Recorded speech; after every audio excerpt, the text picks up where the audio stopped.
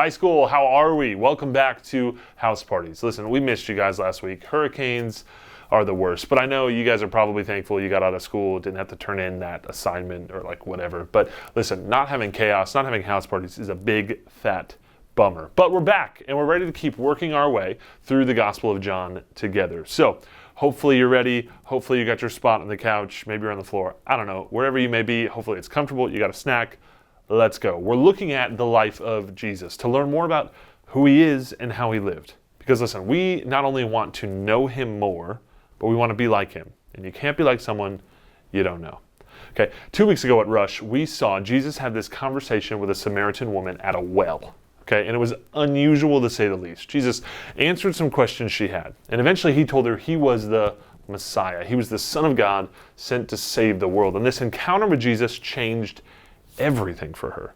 So much so she went back into town and told everyone, and they came out, met Jesus, and that whole place was changed. So we're actually going to pick up at the end of John chapter 4, where Jesus goes back to this town called Cana. And if you remember, this is the town where he was at the wedding and he did his first sign.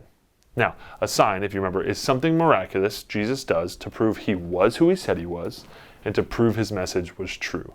So when he was in Cana before, Jesus turned water into wine, and it was like the best wine ever. So naturally, Jesus returns. These people probably remember him. Like word had been spreading about this guy named Jesus. So they probably also heard more about him as he traveled, as he healed people, as he taught all around Israel, and just did all these amazing things.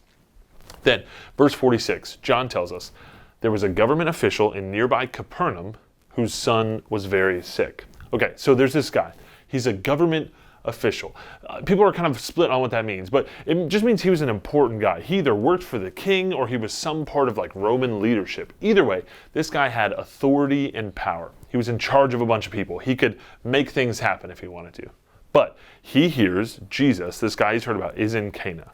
But he's in Capernaum. Capernaum is 25 miles away. And listen, my man doesn't have his mom's van or like a Honda Accord to drive over in. But he still went for it. He walked or rode some kind of animal maybe, and that's not a short trip. But he doesn't care. He has to get to Jesus. And John tells us when he got there, he begged or pleaded with Jesus to come back with him and heal his son. This guy was desperate, and walking 25 miles to get to this guy he heard about was all he could do to help his son. This guy was important, right? He had authority, he had power, he was probably kind of rich too, but he couldn't do anything to help his son who was sick. His power and authority could only do so much.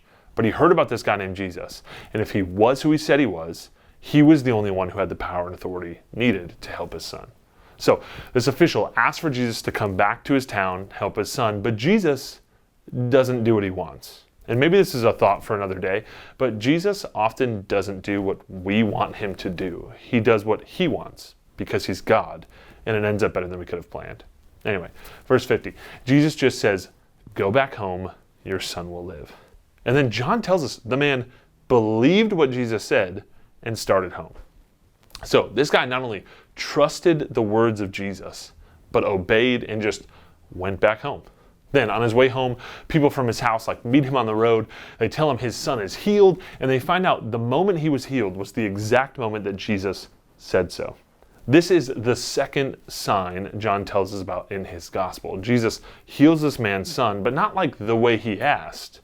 And this official had crazy faith in Jesus. When Jesus said, your son is healed, this guy had no way of knowing if that was true.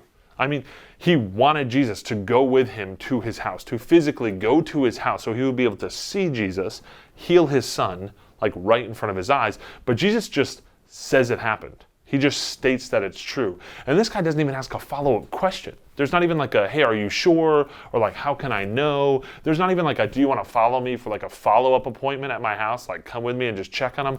Nothing like that. Jesus says it, the man believes it, and he just goes home. This official had amazing faith in Jesus. And before he even gets home, it's proven to him what Jesus said was true.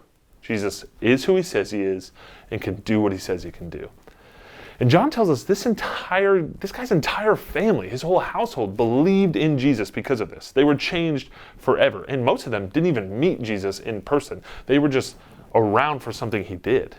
Then, in chapter 5, John gives us the third sign. Okay, Jesus goes to Jerusalem, big city, lots of people, lots of stuff going on, okay? And he was by this thing called the Pool of Bethesda. It's where people who were sick or paralyzed would go and they would try to find some kind of healing in this pool. Jesus meets this man who'd been sick for 38 years. 38 years. That's a long time. John says in verse 5, when Jesus saw him lying there and realized he had already been there a long time, talk about it, he said to him, "Do you want to get well?" Interesting question. Seems like a given, right? I mean, this guy's been sick or down for almost 40 years. Of course he wants to get well, right? But this man responds with not a yes. He doesn't respond with no. Instead, he responds with a reason why he's sick. He says he has no one. No one's there to help him get better. He's on his own. He's hopeless. Then verse 8, "Get up," Jesus told him, "pick up your mat and walk." Instantly, the man got well, picked up his mat, and started to walk. 38 years, no one has helped him or could heal him. And Jesus just says a few words and he is instantly healed. He instantly gets up.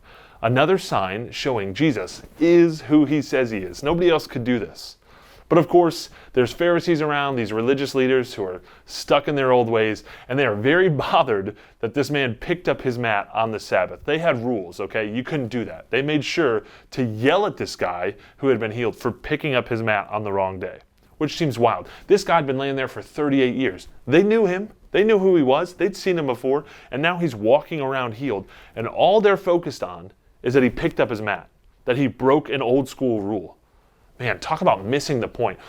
So listen, as we're spending time reading and talking about these stories and Jesus, I think we got to begin to think about how we see the words of Jesus. How do we let them impact our life? We see a man who really believed Jesus, had incredible faith in him, and we see some people who completely missed it. They get so caught up and distracted by their way of life, they missed who Jesus was. Because when we really see Jesus and believe what he says is true, our actions and our life begins to follow. And here's the thing. I think most of us trust Jesus with certain things he says. We trust him with certain parts of our life, but maybe not all of it.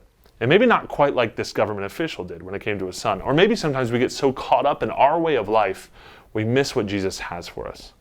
Jesus brought with him this totally different way of life, this totally different way of thinking. He said things like, the first shall be last. He told us to love our enemies. He told us not to worry about getting rich here on earth. He said to be humble. He said to forgive people who we don't think deserve it, and a ton more like that. And all of that is like the exact opposite of how the world around us thinks. But Jesus proves it over and over again. What he says is true. He is who he says he is. And following him is the way to life. Real life. So then we have to ask, what would our lives look like if we really believed in everything he said?